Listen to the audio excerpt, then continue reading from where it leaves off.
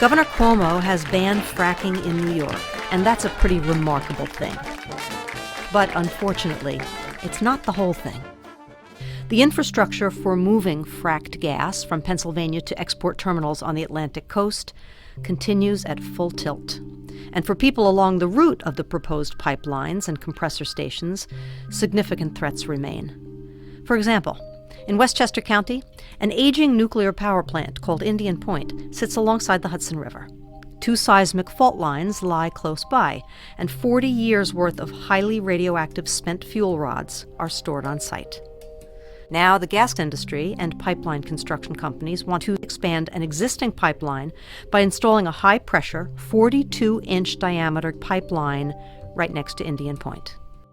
Think about that for a minute. A giant gas pipeline next to an aging nuclear power plant that sits near 2 seismic fault lines. Sometimes common sense eludes even the most dedicated public officials and government agencies who oversee these activities. That's when ordinary citizens and their elected officials need to step in and say, wait a minute. This is one of those times.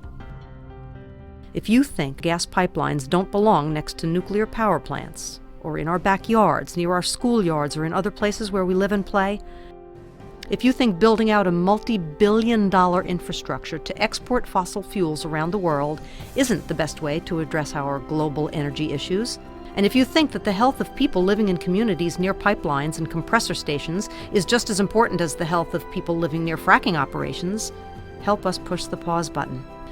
That's the button that tells our public officials and government agencies we don't think this is a good idea. Please look at this again. We have the power to stop this massive build-out of pipeline infrastructure, but we need to work together. We need the help of our elected officials, and we need to act right now. Join the thousands of people who are helping push the pause button by picking up their phone and calling. Because future generations can't afford for us to wait.